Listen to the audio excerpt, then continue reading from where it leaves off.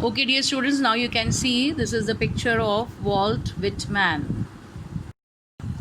Walt Whitman is an American poet, essayist, and journalist.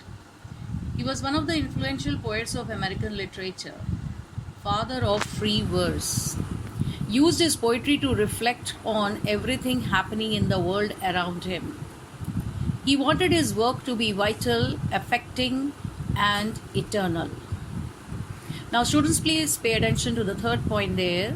Father of free verse.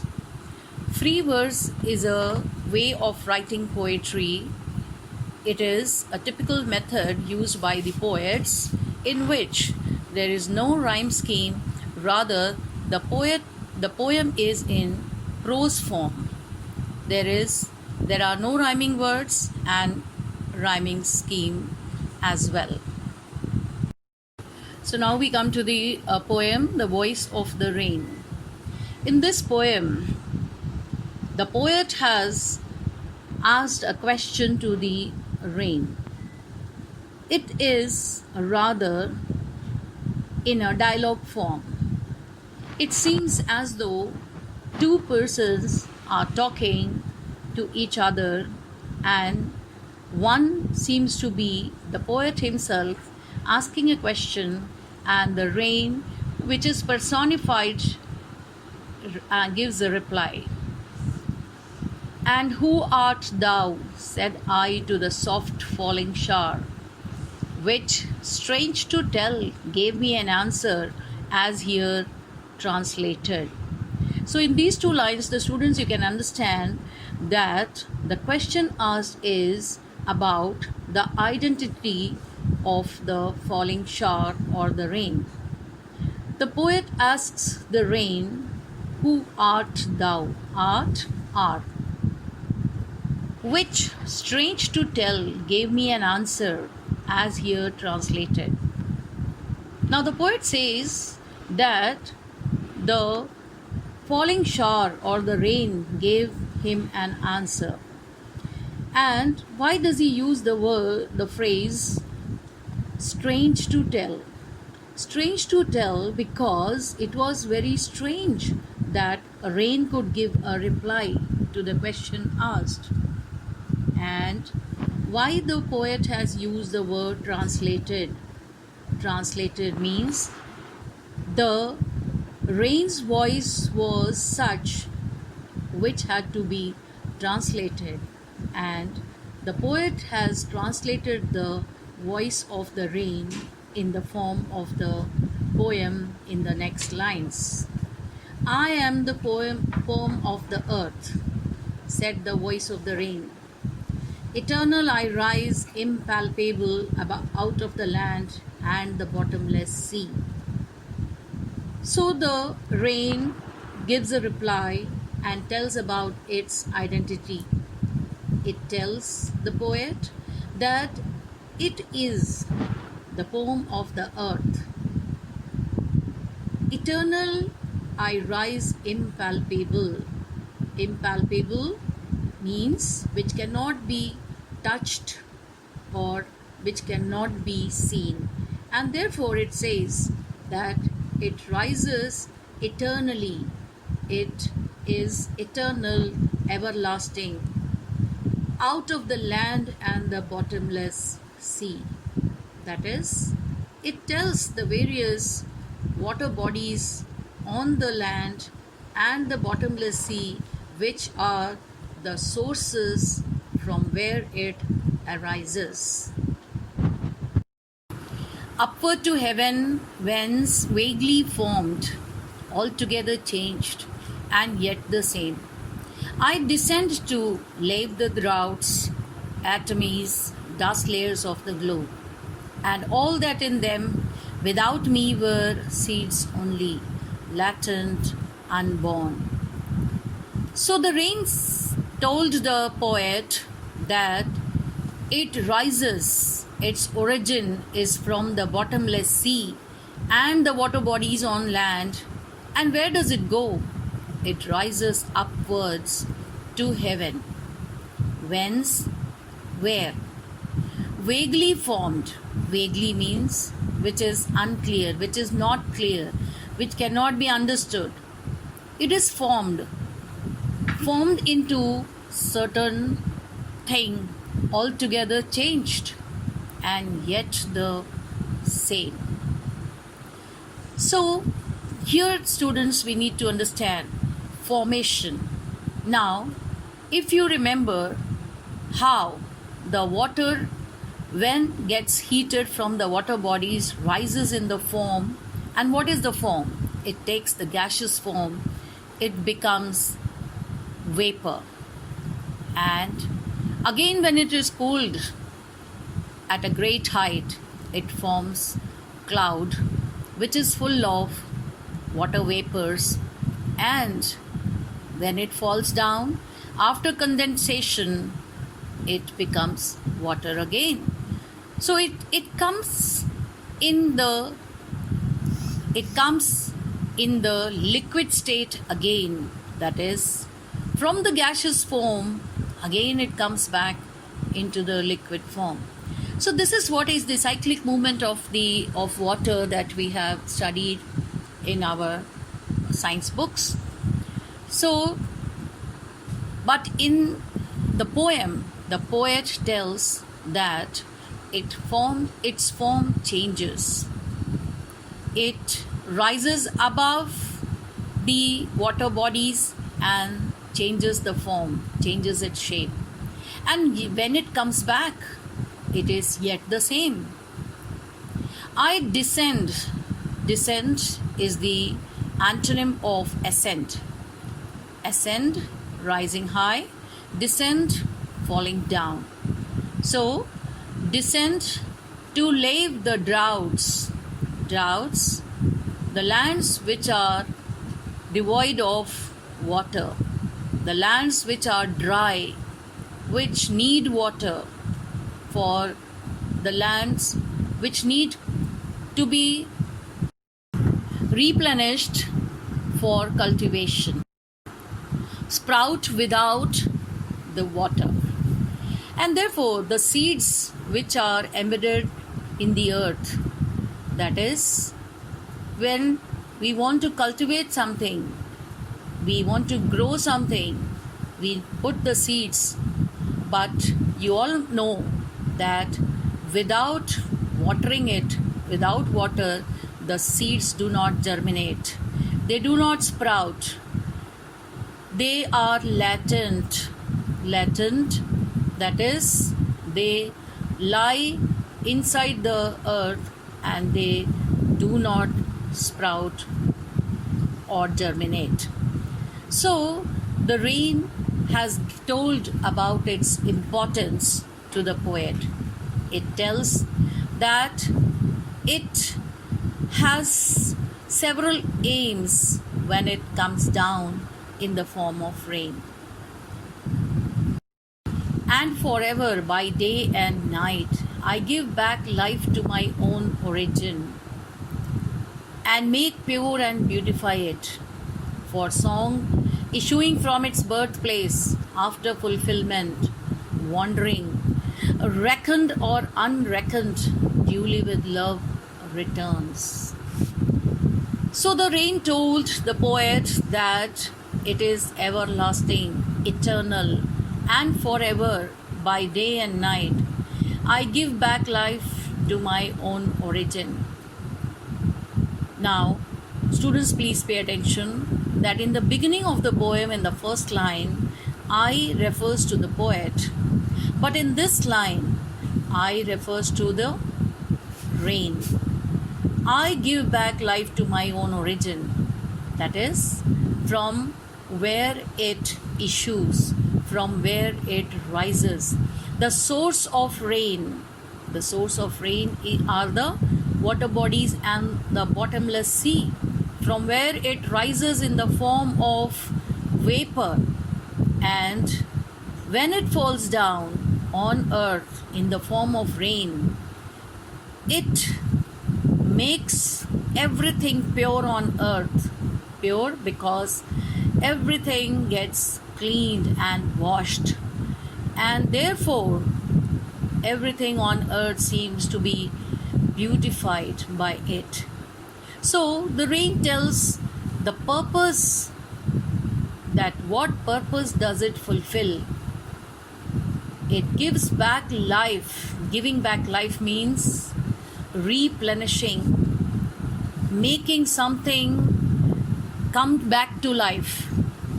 And that is the origin, that is the earth.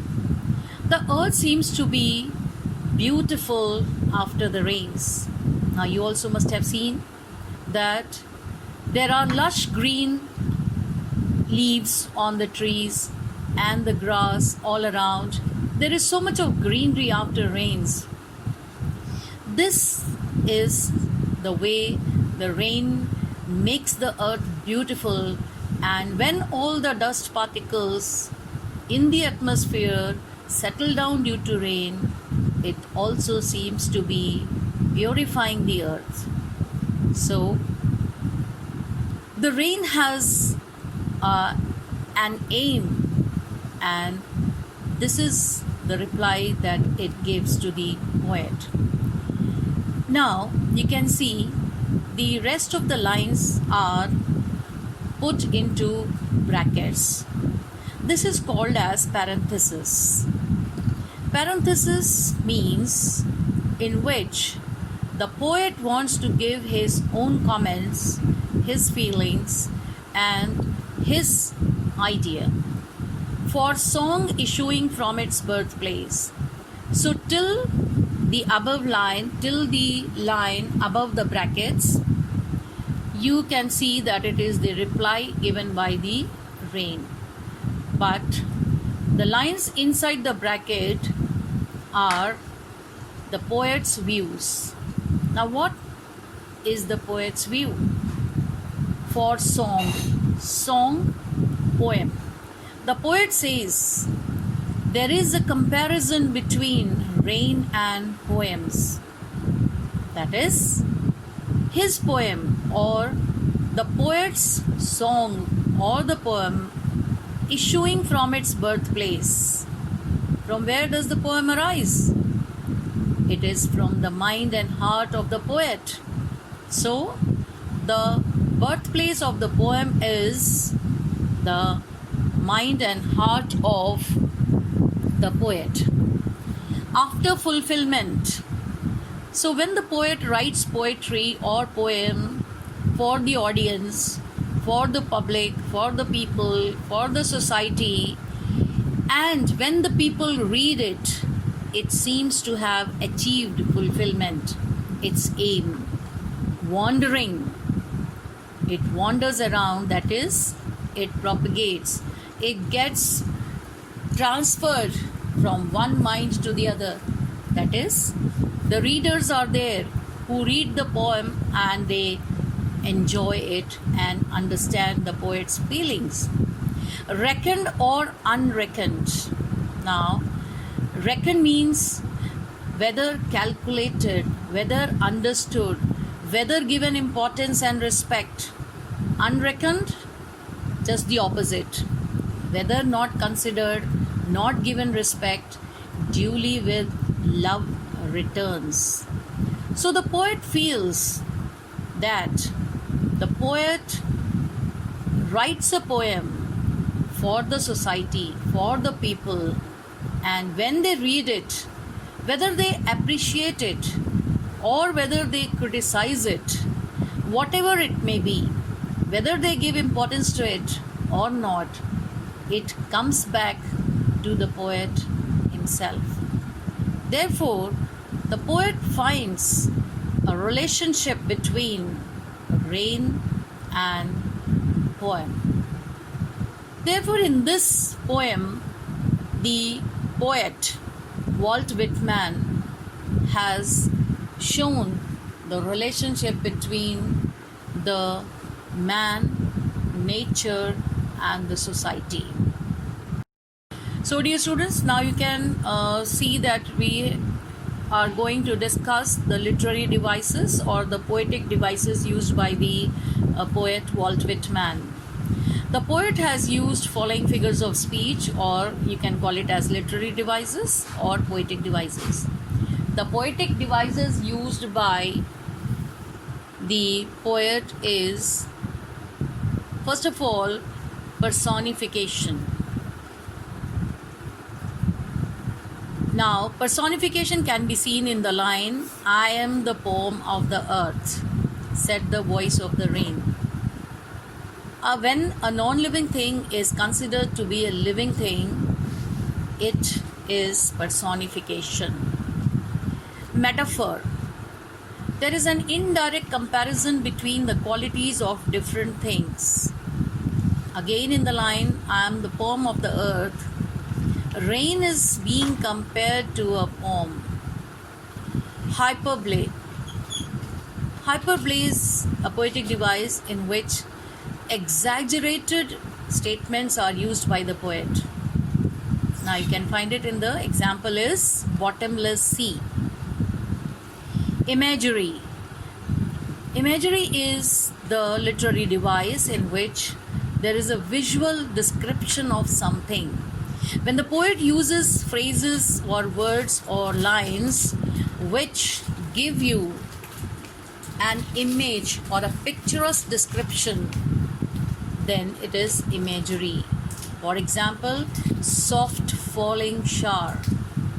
It seems as though the rain is falling in front of him. Now, dear students, I have given you the important words and meanings, the important words in the poem. Thou is actually you. Soft falling, that is dropping gently. Shower, raindrops when they fall continuously on earth. Eternal, everlasting. Impalpable, unable to be felt by touching. Bottomless, very deep. Upward towards a higher level. Whence, from where. Vaguely, unclearly. Formed, made into specific shape or form. Descend, to fall downwards. Lave, wash. Droughts, dry spells. Atomies, very tiny particles. Latent, dormant, inactive or hidden. Origin, source. Beautify, to make something beautiful.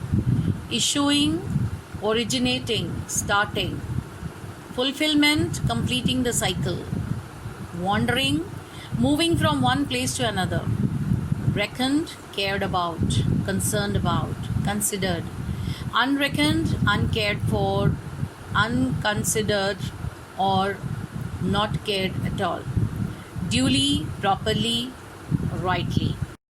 So now that you have understood the poem, dear students, we will have a summary of the poem, and very quickly we will read the summary. In the poem, the poet asks the soft falling shower, "Who are you?" To which she replies that she is the poem of the earth. It is a strange thing for the rain to reply to the poet.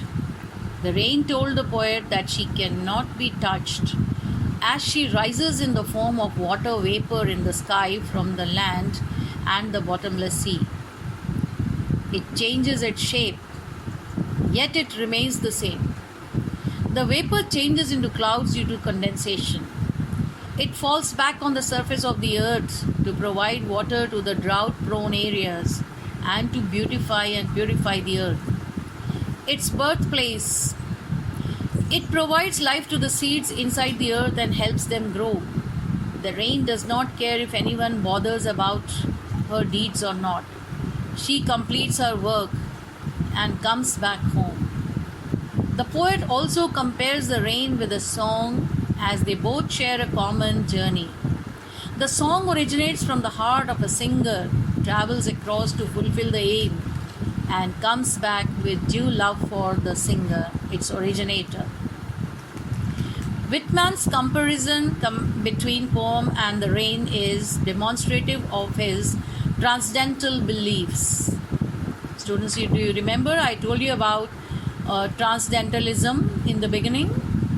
It is a school of thought which believes between the relationship between man and nature and respect for nature.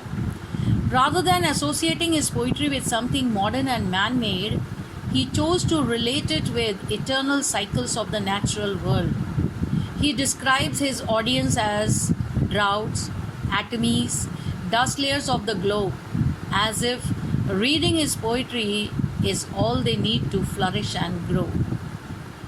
So, we can say that the central idea of the poem is that just as the rain beautifies the earth, enables the seeds to grow, and makes everything look very fresh, similarly, the poem or the song of the poets also entice and entertain their readers or the people in the society. Therefore, they are similar to each other.